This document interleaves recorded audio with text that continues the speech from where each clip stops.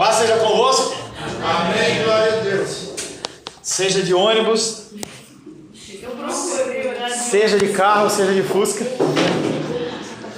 Glórias a Deus. Quero saudar você com a paz do nosso Senhor Jesus Cristo. Amém. Amém. Só o Sebastião recebe a paz do nosso Senhor Jesus Cristo. Amém. Amém. Amém quer dizer assim seja. Quer dizer que você concorda, que você quer, deseja a paz do Senhor.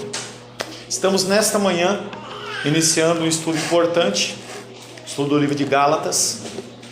Não apenas por ser um livro que está na Bíblia, não apenas por ser um livro paulino, mas porque a minha ideia com o estudo do livro de Gálatas é que você desenvolva um entendimento de como Paulo escreve. Com isso, você vai ter mais facilidade no entendimento das outras cartas paulinas, Filipenses, Colossenses, Coríntios, porque o escritor é o mesmo. Então, o nosso aprofundamento dentro do estudo do livro de Gálatas, ele vai te capacitar a você analisar outros livros de uma forma muito melhor, muito mais tranquila. Quando você não conhece o autor, o que acontece é que algumas coisas que são lidas ou ouvidas, você não sabe se é verdade ou não, mas a partir do momento que você conhece o autor, você começa a falar, não, esse tipo de coisa não procede. Eu lembro que eu estava vendo uma crítica a respeito de uma pessoa, e a pessoa falava assim, olha, tal pessoa fez isso, tal pessoa falou aquilo. Eu falei, não, essa pessoa não falou isso, eu convivo com ela. E quando você convive com a pessoa, é muito mais fácil de você dizer se uma coisa ela é verdade ou não, do que se você não conhece, qualquer coisa que é falada parece que é verdade. Então esse estudo do livro de Gálatas é um estudo muito importante, dentro da possibilidade de você não falte, dentro da possibilidade, assista pela internet, a gente tem disponibilizado, o Senhor tem nos permitido. Então é importante. Esse material ele vai estar sempre, como todos os outros estudos, ele está na internet para você, o material que eu tenho, texto, tá? Tem o áudio, tem o vídeo para você poder acompanhar de uma forma tranquila. Uma breve introdução do livro de Gálatas diz o seguinte: os Gálatas que habitavam na parte da Ásia, que recebeu o seu nome, então a igreja da Galácia, ela estava localizada na Ásia, tá? Essa área ela foi dividida em 3 principais nações e consequentemente ocupavam 3 cidades que exerciam hegemonia, domínio. Naquela época, quando se falava em nações, não se falava num país continental como o Brasil, e sim regiões que eram dominadas por povos, eles consideravam como nações. Houve um tempo em que estas 3 cidades, nações que compunham os Gálatas, eles tinham tanta força e tanto poder que começaram a dominar os povos que eram à volta e começaram a exigir tributo. É uma característica humana, algo que o Senhor, lá em Gênesis, ele diz que nós temos que dominar a terra e dominar os animais. Esse dominar não no sentido de destruir, nem de maltratar, o objetivo é cuidar bem. Então, quando você vê essas ações do Greenpeace, são excessos, mas tem a ver com as escrituras, em que nós não podemos destruir o meio ambiente ao nosso bel prazer apenas para que nós possamos auferir lucros. Mas esse povo, como é o costume humano, começou a ver que eles eram muito poderosos, começaram a querer dominar as regiões à volta. E com isso eles começaram a se achar cada vez mais poderosos, mais soberbos, e é natural. Quando a pessoa ela entra numa noção ou numa possibilidade de poder grande, ela envereda para a luxúria, para o sexo ilícito. E aí o que acontece é que ela vai se degradando até que a civilização ela acaba. Se você for ver na história, você vai ver isso no contexto babilônico, você vai ver isso no contexto grego, romano. Eram nações que tinham um grande poderio, mas que quando começam a se perder dentro da área sexual, o que acontece é que a nação ela vai acabando. E aí você olha para a nossa sociedade, você vê o que está acontecendo. A sociedade ocidental, já falei para vocês, ela anda e caminha para o seu fim. Provavelmente a partir de uma opressão enorme do povo islâmico que está cada vez mais crescendo dentro do Oriente Médio. Vi uma tirinha de jornal, uma charge, em que aparece um muçulmano, ele entrando na Europa pedindo visto. O senhor me dá visto? Aí na tirinha de baixo haviam 3, na tirinha de baixo haviam 10, na tirinha de baixo havia uma fila que não dava para contar, e quem estava dando visto era um muçulmano. Isso é uma realidade no mundo, tá? Eles estão se multiplicando numa velocidade enorme. Cada muçulmano tem a média de 10 a 12, 15 filhos. Tem pelo menos uma mulher, mas a maioria tem 2, 3 mulheres para que possam aumentar. É uma lei para eles. E eles estão entrando fortemente nos países exatamente com essa ideia. Com esse crescimento islâmico, a possibilidade de uma perseguição do povo cristão, ela cada vez aumenta mais. Nós vemos a condição, por exemplo, dentro do Sri Lanka, em que não é muçulmano, mas os budistas, o ódio pelos cristãos, ele está aumentando e crescendo cada vez mais. Com esse entregar ao prazer e à luxúria, o que aconteceu foi que na sequência Deus levanta o Império Romano para destruir, abater aquela nação. Nos dias de Paulo, os Gálatas encontravam sob o domínio romano. Ele, Paulo, instruir os Gálatas fielmente no genuíno evangelho. Então, o que os cristãos corretos, os cristãos fiéis fazem é ensinar o evangelho de uma forma correta. Só que esse evangelho, se ele não for cuidado como uma planta, tem bicho, e uma série de coisas acontecem, e aconteceu também na igreja da Galácia. Começou a aparecer vários estudiosos, várias pessoas que se denominavam apóstolos e trouxeram ensinamentos falsos. Em sua ausência penetraram, corromperam a verdadeira semente por meio de dogmas falsos e corruptos. A coisa mais fácil que tem é para cristãos novos que não têm entendimento, não têm força, não conseguem ler, ser pervertido no cristianismo. Atendi uma pessoa ontem, eu falava da igreja onde ela congregava, não no sentido de depreciar, mas apresentando os pontos do que a pessoa prega e do que o cristianismo prega. É aquilo que eu falei inicialmente para você. Se você não conhece a história de quem escreve o livro de Gálatas, você vai ter uma série de ideias. Mas se você conhece com profundidade, as pessoas vão dizer coisas do livro de Gálatas, você vai falar assim, não. As pessoas estão dentro das igrejas sem conhecimentos e têm sido pervertidas nos seus conhecimentos através de ensinos falsos. Normalmente ensinos que vão aquecendo coisas que o seu coração deseja. Então eu começo a trazer uma série de conhecimentos que não estão nas escrituras ou estão parcialmente, e esse é o grande perigo. Não vem com o diabo, ele não vem de chifre tridente, mas ele vem como uma pessoa calma e tranquila.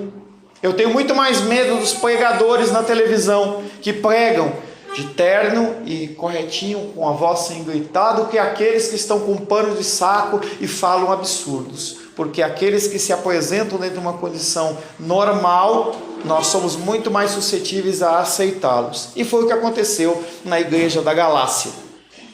Porquanto eles ensinavam que as observâncias as cerimônias ainda eram indispensáveis. Paulo fala, não precisa de nada dentro do cristianismo.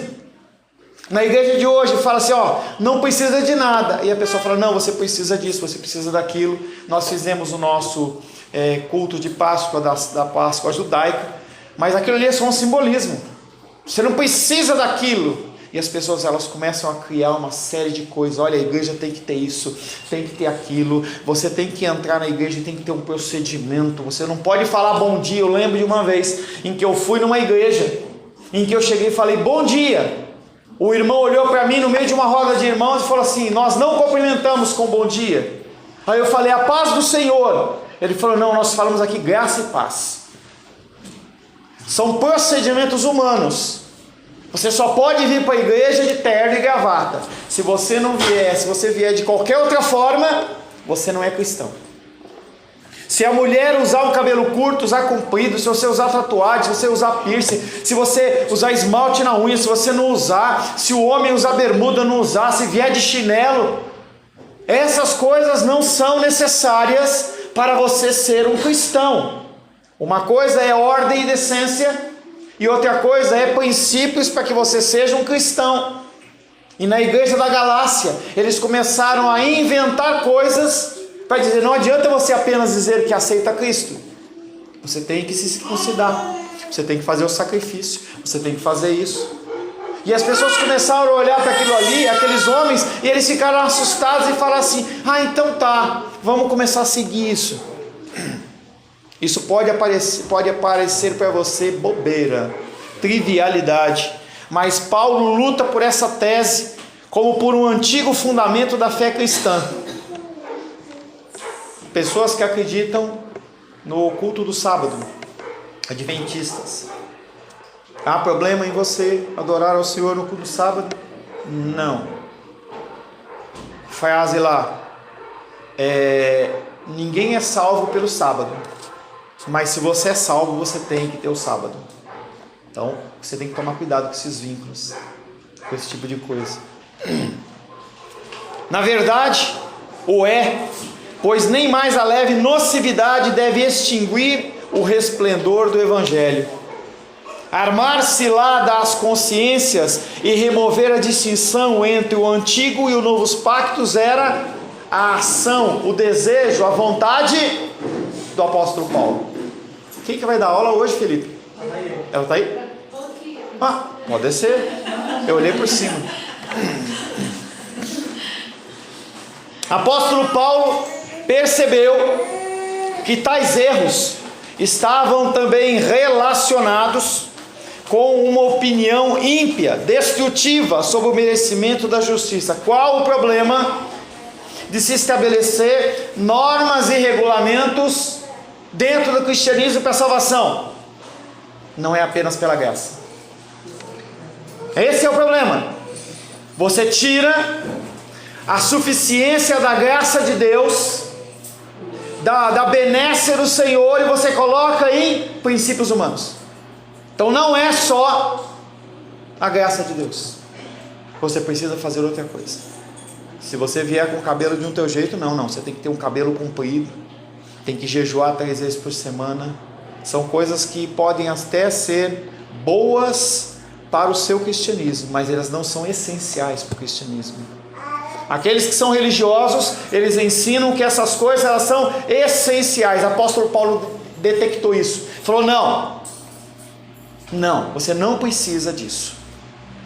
Essa é a razão porque o apóstolo Paulo luta com tanta perseverança. Quando tivermos compreendido quão significativa e séria é essa disputa, então haveremos de estudá-la com uma atenção mais aguçada dentro do meio pentecostal. Se você não fala em línguas, você não é salvo, ou você não tem um contato com o Senhor como você deveria. Independente de você crer ou não crer, de você falar ou não falar, o que importa isso não é um limitador para medir a sua espiritualidade. A sua espiritualidade é medida pelo tempo em que você se dedica no estudo das Escrituras e em oração. É assim que Deus mede o seu cristianismo. E claro, ler, orar e colocar em prática. Não tem como você aprender algo e não colocar em prática. Se você coloca, você é rebelde. Entenda que a rebeldia ela não é você ir contra autoridades. A rebeldia é você ir contra as Escrituras. Essa é a rebeldia maior. É essa rebeldia que derrubou Lúcifer. É essa rebeldia que derrubou 1/3 dos anjos. E essa rebeldia pode te derrubar. Se alguém avaliar o tema sem muita atenção, então se admirará de Paulo ter feito tanto rebuliço em torno de alguns ritos externos. Pastor apóstolo Paulo perdeu tanto tempo, podia estar pregando tanta coisa. Se você não entendeu o conceito da graça, o que acontece é que você vai achar que todo esse estudo de Gálatas é sem sentido. Apóstolo Paulo está brigando por coisas sem sentido. Mas quem quer que se volte para a fonte mesma haverá de reconhecer que houve corretas razões para reprovações tão intensas. Os Gálatas, levados por sua excessiva credulidade nas coisas judaicas e insensatez, haviam se desviado do curso certo. Eis porque o apóstolo censura tão severamente os Efésios e os Colossenses, haviam sido igualmente tentados, e não foi propriamente a natureza daquelas pessoas que tomavam o apóstolo tão pronto a arrependê-las, e sim a vergonha da questão em si mesmo. Não é a pessoa, porque o mesmo problema houve com os efésios, o mesmo problema teve com os filipenses, colossenses. É natural do ser humano, em vez de procurar o que é correto, o que é profundo, se envolver com o superficial. Gálatas capítulo 1. Abre Gálatas, por gentileza.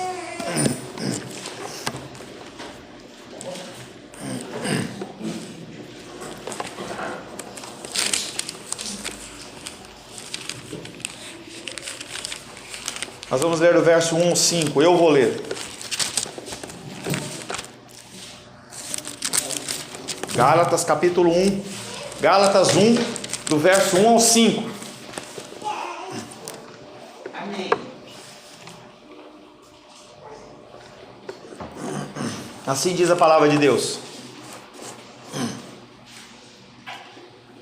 Paulo, apóstolo, não da parte de homens, nem por intermédio de homem algum, mas por Jesus Cristo e por Deus Pai, que o ressuscitou dentre os mortos, e todos os irmãos meus companheiros, às igrejas da Galácia, graça a vós outros e paz, da parte de Deus nosso Pai e do Senhor Jesus Cristo, o qual se entregou a si mesmo pelos nossos pecados, para nos desarraigar deste mundo perverso, segundo a vontade de nosso Deus e Pai, a quem seja a glória pelos séculos dos séculos.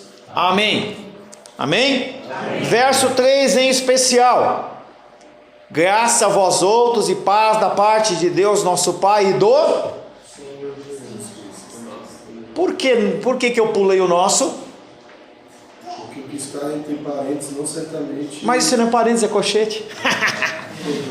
Quando está entre parênteses em colchete, é algo que não está nos escritos originais, e que provavelmente, quando as pessoas estavam fazendo a cópia dos escritos, ele adicionou o nosso, mas não está nos escritos originais. Nesse caso, não faz diferença, tá? Mas há casos que faz diferença. Então o texto, quando você olhar entre parênteses ou entre colchete, você olha e fala assim: esse texto não é reconhecido por quem formou a Bíblia como algo que está nos escritos originais. Então ou você descarta, ou simplesmente você analisa com mais cuidado, tá bom? Tudo. Qual a diferença quando está entre parênteses e quando está entre colchetes? Não, ele usou uma terminologia, uma forma de marcar diferente. Tá? Até tem uma coisa, mas eu não sei te explicar não. Mas só se firma nisso. Tá entre parênteses ou colchetes, não é algo a você que você deve considerar como fidedigno. Nem tudo que está de capa a capa é escrito bíblico. Já falei isso para vocês. Em especial a Bíblia da mamãe, do papai, da vovó, do titio, da mulher, do pregador. Aqueles comentários não tem nada a ver. Do varão, tem a Bíblia do varão. É o comentário da pessoa, do que ela acha. Aquilo ali não é inspirado por Deus, você não precisa considerar. Esses títulozinhos em preto, esses inícios, já falei para vocês também, prefácio e saudação, isso aqui não estava nos escritos, porque o texto ele era corrido, ele não havia pausas, ele foi dividido em capítulos e versículos para o nosso entendimento. Então, o autor, ou quem compilou a Bíblia, ele colocou aqui a inconstância dos Gálatas. Isso aí pode te induzir a interpretar como ele interpretou, e nem sempre está certo. Então eu indico para vocês, não prestem atenção nesse pretinho, tá bom? Não é racismo não, tá? Racismo ortográfico. No decorrer de cerca de 30 anos que se passaram entre a conversão de Paulo em Damasco, lá em Atos, quando ele se converte, de lá, no decorrer dos cerca de 30 anos que se passaram entre a sua conversão perto de Damasco e a sua prisão em Roma, que foi o fim do ministério, o apóstolo Paulo viajou muito pelo império, como embaixador não mais dos judeus, mas embaixador de Jesus Cristo. Em suas 3 famosas viagens missionárias, ele pregou o evangelho e plantou igrejas na região da Galácia, essa região que nós citamos, na região da Ásia, da Macedônia, que era norte da região da Grécia, e na Acaia, que era no sul da região da Grécia. A Grécia ainda era um povo muito eminente, e o apóstolo Paulo ele focou onde haviam mais pessoas. Além disso, suas visitas eram seguidas de cartas, com as quais ele ajudava a supervisionar as igrejas que fundara. O apóstolo Paulo fundava a igreja e ele mantinha correspondência através de cartas. Alguém olha para mim, por gentileza? Que desceu o Arthur, eu não sei se fechou. Então o procedimento do apóstolo Paulo era: eu prego o evangelho, eu ensino, e aí as pessoas que iam visitar traziam a ideia do que estava acontecendo, e aí ele pegava e redigia cartas. Olha, eu ouvi isso, olha, acontecendo isso, essa situação tal, acho que vocês têm que prestar atenção. O apóstolo Paulo ele fazia, e quando achava a situação muito grave, ele pegava e ia lá de novo, para testificar do que estava acontecendo. Uma dessas cartas que muitos creem ser a primeira carta escrita por ele, ela foi escrita cerca de 48 ou 49 anos depois que Cristo faleceu. Então, Gálatas é reputada por algumas pessoas como a primeira carta do apóstolo Paulo, e ela foi escrita aproximadamente 50 anos depois que Cristo morreu. Muito próximo, em termos de história, muito próximo. Quando você pensa em história, 50 anos, 100 anos é coisa muito próxima. E este conceito é um conceito muito importante, porque dá mais valia ou menos valia daquilo que foi escrito. Conforme vai afastando, é mais difícil da pessoa que escreveu ter vivido nesse tempo e dar uma informação mais verdadeira. A informação que o apóstolo Paulo está dando é algo muito próximo ao que Cristo pregou verdadeiramente, e a morte e a ressurreição dele, início da igreja primitiva. Ela foi dirigida, esta carta, às igrejas da Galácia, fazendo referência à parte sul da província e particularmente a 4 cidades da Psídia. Então, essa turma da Galácia, ela falava em relação a 4 cidades. Você vai encontrar isso nas cartas paulinas. Antioquia, eu não lembro de ter visto, mas Icônio, a gente encontra Icônio, Lisla e Derbe. Você encontra muitos discípulos de Paulo sendo formados a partir dessas cidades. Está acontecendo lá embaixo, hein, que vocês não param, hein? Dor de barriga? Que Paulo evangelizou durante a sua primeira viagem missionária. E a gente vai encontrar lá em Atos capítulo 13 e Atos capítulo 14, você encontra essas viagens missionárias, onde Paulo planta essas igrejas. Em cada cidade havia agora uma igreja. No Novo Testamento fica claro que a chamada Igreja de Deus, Gálatas 1,13, abre aí. 1,13. Pode ler? Pode. Porque ouvistes qual foi o meu proceder outrora no judaísmo, como sobremaneira persegui eu a igreja de Deus e a devastaram. Tá, então ele faz referência a essas igrejas da Galácia como uma igreja de Deus. Uma igreja que eu estava conversando ontem com o Felipe e com a Larissa. Nós somos católicos, porque católico quer dizer uma igreja universal. Não é universal do reino de Deus.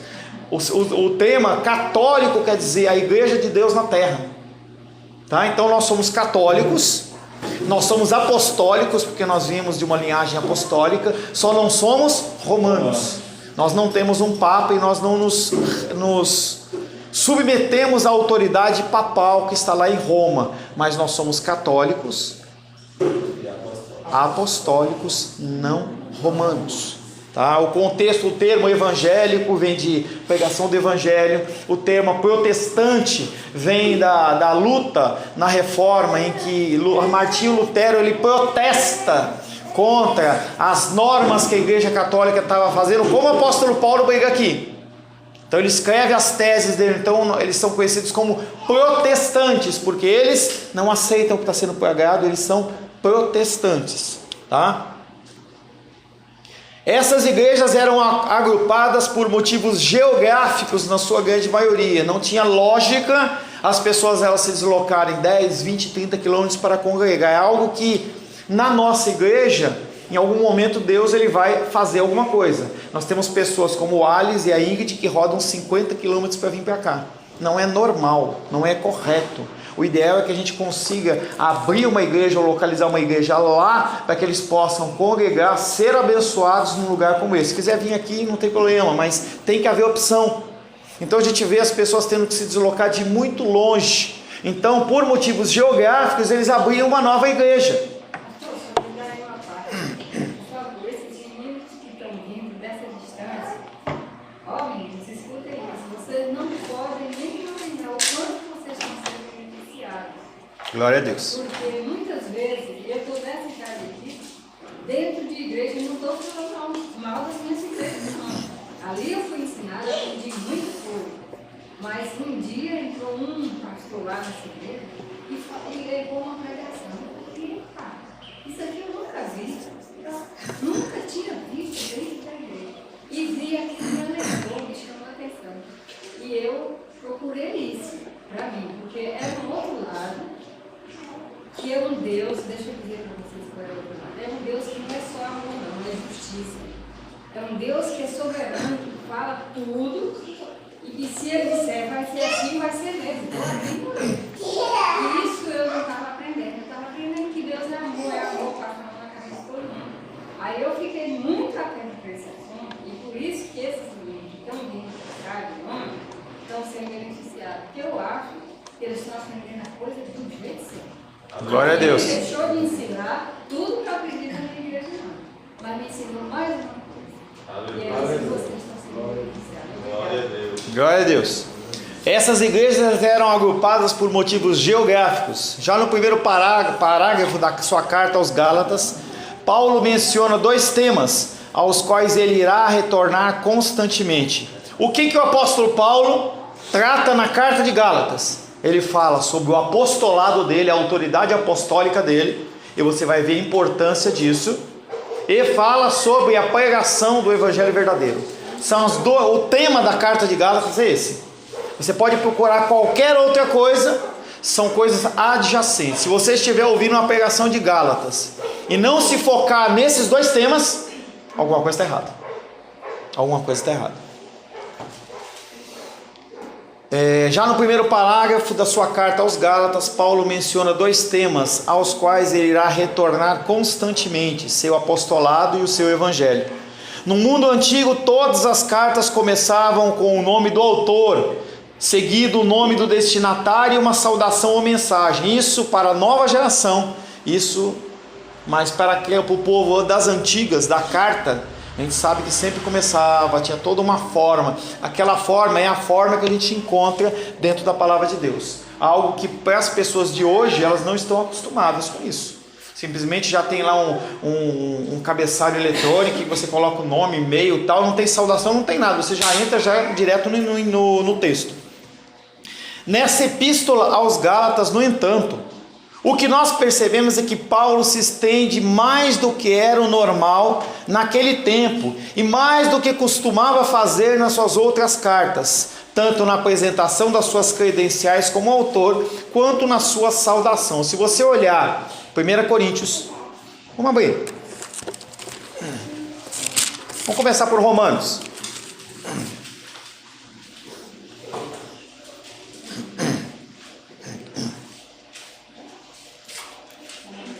Romanos 1, eu leio, tá? E vai seguindo a sequência que eu vou andando, tá? Paulo, servo de Jesus Cristo, chamado para ser apóstolo, separado para o evangelho de Deus. Ponto, acabou a apresentação dele, ele vai começar a carta aos Romanos.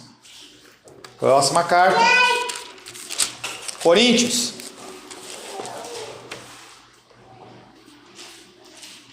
Acha rápido, hein? É na sequência. Coríntios 1, sempre primeiro capítulo da carta. Paulo, chamado pela vontade de Deus para ser apóstolo de Jesus Cristo, e o irmão Sóstenes, parou a apresentação e continua a carta. Próxima carta, 2 Coríntios. Paulo, apóstolo de Cristo Jesus, pela vontade de Deus, e o irmão Timóteo, a igreja de Deus que está em Corinto, e a todos os santos que em toda a Acaia, ó Acaia aí, que é da região da Galácia, tá? Próxima carta, Gálatas nós já lemos, você deixa marcado Gálatas, vamos para Efésios. Paulo, apóstolo de Cristo Jesus, por vontade de Deus, aos santos que vivem em Éfeso e fiéis em Cristo Jesus. Acabou a apresentação e começa a carta. E aí quando nós vemos Gálatas, ele continua. Vamos lá. Paulo, volta para Gálatas 1.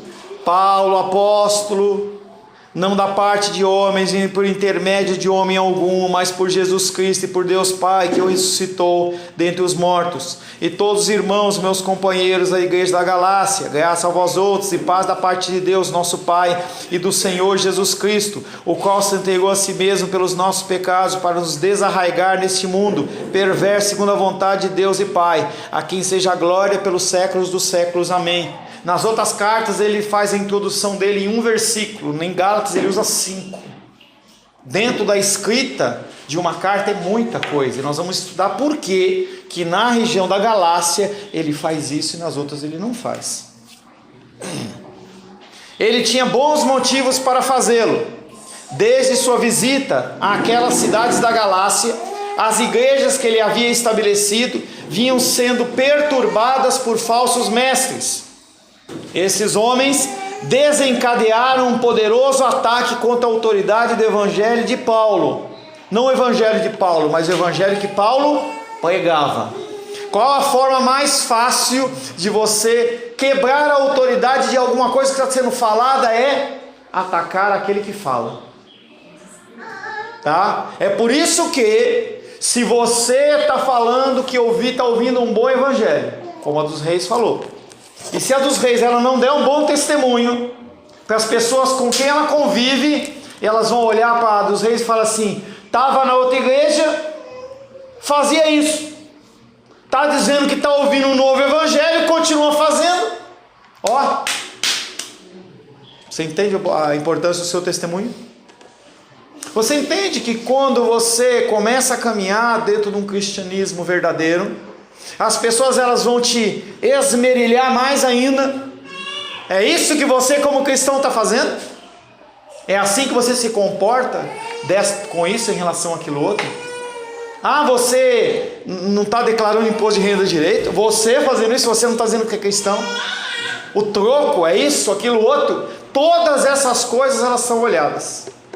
Lá eu estava na faculdade lá na quarta-feira.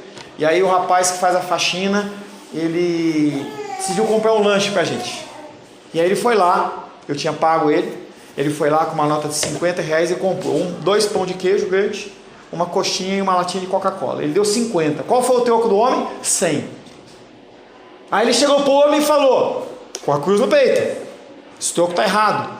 Ele grosseiramente falou assim: não tá errado coisa nenhuma, eu que dei o troco. Meu amigo, tá errado o troco. Ele ficou naquela discussão. Ele falou: meu irmão, eu dei 50 para você, olha que nota você me deu. Obrigado por você ser uma pessoa fiel. Isso ia fazer falta para mim. Eu não ia ter como repor isso. Eu não ia conseguir levar o leite para minha filha. Além disso, eu ia passar por ladrão. Ele olha para aquele homem. Quando ele for dar um bom testemunho cristão, falar de Cristo, que ele vai lembrar que ele poderia ter ficado com o troco de R$100 e não ficou. O que esses homens, falsos apóstolos, fizeram com o apóstolo Paulo é falar mal dele, porque não tinham do que falar e inventaram coisas. Esses homens desencadearam um poderoso ataque contra a autoridade do evangelho de Paulo. Eles contestavam o evangelho da justificação pela graça somente pela fé. Eles falavam: a justificação de vocês, o pecado que vocês têm perante Deus, ele não pode ser apagado apenas com o sacrifício de Cristo. Você tem que fazer algo a mais. Insistindo que para obter a salvação era necessário algo mais do que a fé em Cristo. Um tema recorrente nas igrejas: se você não entregar o seu dízimo, você vai pro inferno. A Bíblia não ensina isso. A Bíblia não ensina isso. Mas as pessoas, no intuito de extrair de você recursos, eles falam: ou você dá, ou você está em pecado, você é ladrão. E lá na Bíblia está dizendo, em Apocalipse, que nenhum ladrão entrará no reino dos céus. Então você vai para onde? Para o inferno. Aí você entrega o dízimo e a oferta oprimido, e não porque você entendeu. Você entrega oprimido. Era preciso, no caso dele, circuncidar-se, guardar a lei de Moisés. Atos capítulo 15. Deixa guardado, marcado Gálatas, e vai em Atos.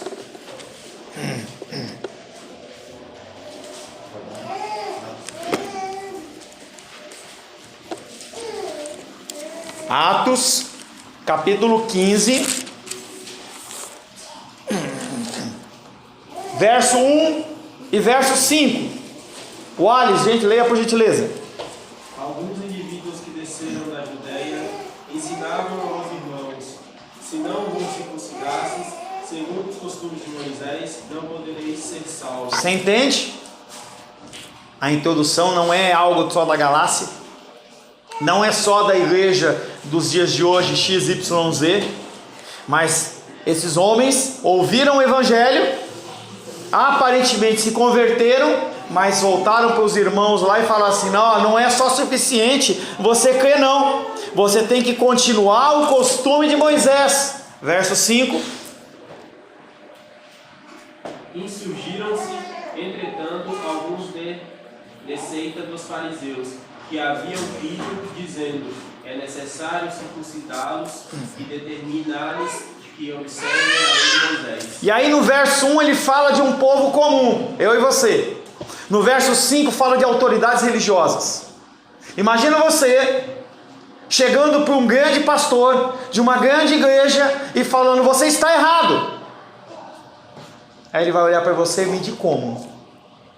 Qual a sua idade? Ele vai medir qual que é as suas posses financeiras. Se você é um pastor como eu, qual que é o tamanho da sua comunidade? Se você está nesta condição, quem é você para me julgar? Talvez uma vez uma pregação de um pastor famoso, desses que gritam aí na internet, na televisão, ele relatou, dando uma pregação lá na igreja dele, para os gideões, e ele falava no altar: gente, aconteceu uma coisa interessante comigo esta semana. Dentro da pregação, eu estava, depois de uma pregação, fui chamado por um pastor, e o pastor olhou para mim e falou: pastor fulano, você falou isso no culto e você está errado. Que insolente. Quem ele pensa que é? Eu olhei para ele e falei: quando você tiver de idade o que eu tenho de pregação, você vem conversar comigo. Eu não aceito a sua repreensão. Não olhou na Bíblia, não tentou observar o que ele estava falando, mas simplesmente, além de humilhar, além de não aceitar a correção do Senhor, ainda expôs aquilo de uma forma pública. Ninguém é melhor do que ninguém. Eu posso falar coisas erradas e você tem a obrigação de falar: pastor, você falou aquilo, é isso mesmo. Tendo atacado o evangelho de Paulo, continuavam minando também a sua autoridade. É como se eles falassem: quem é esse Paulo, afinal de contas? Nem está aqui. Se ele achasse que vocês eram importantes, ele estava aqui, ele não está aqui. Certamente não foi um dos 12 apóstolos de Jesus. E até onde sabemos, também não recebeu autorização alguma de ninguém. Ele não passa de um impostor que se nomeou a si mesmo. Palavras que podem ter sido faladas, não está nas escrituras, são suposições. Porque quando a pessoa quer levantar alguma coisa contra você, eles levantam suposições.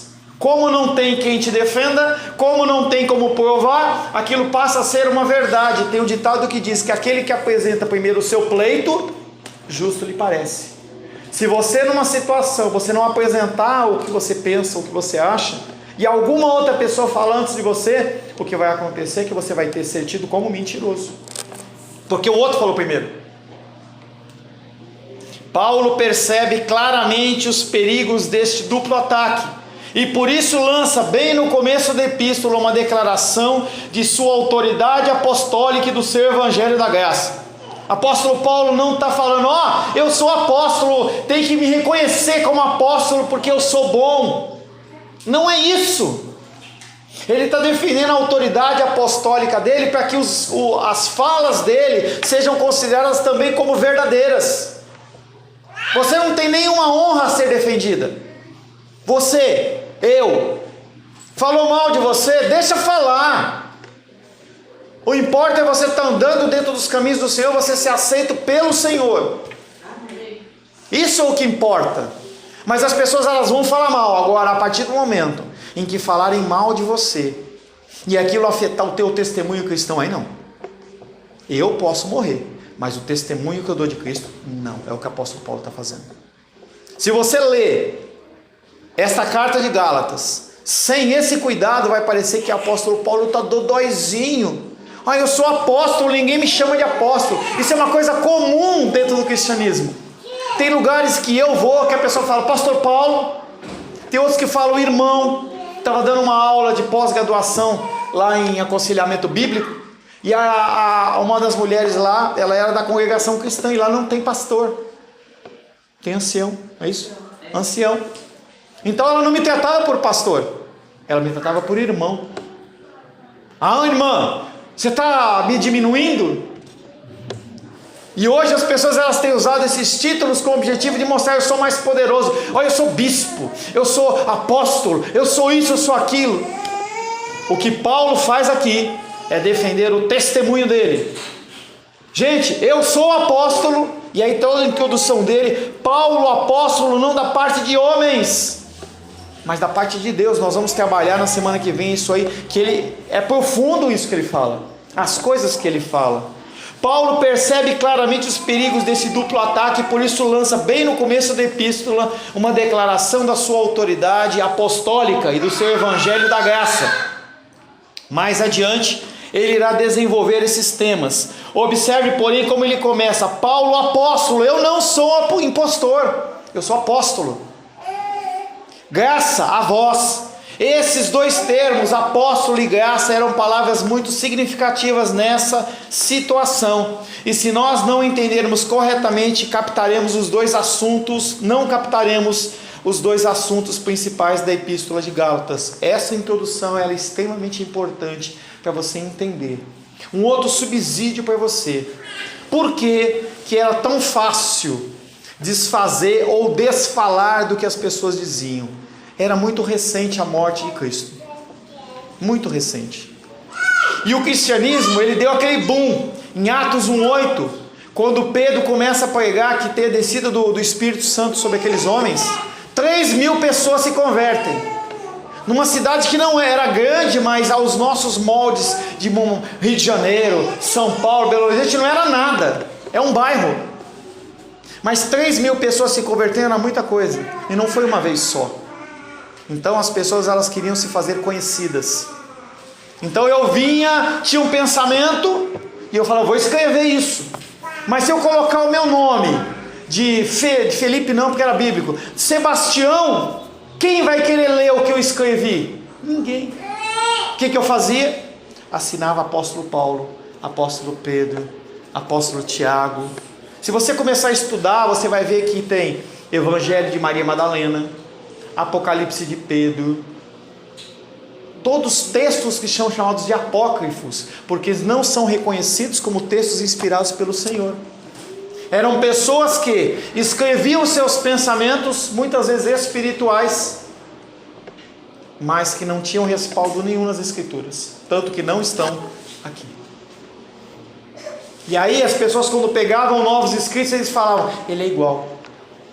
Por isso que há essa dificuldade. Por isso que o apóstolo Paulo, que é um apóstolo fora do tempo, ele tem que se identificar e falar assim, olha, aconteceu isso. Ele provavelmente vai ter que contar a história dele em todos os lugares que ele ia. Olha, eu estava lá, andando, caí, luz, fiquei cego.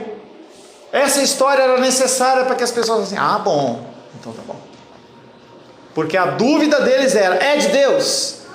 E você não precisa conhecer a pessoa para você saber se é de Deus ou não.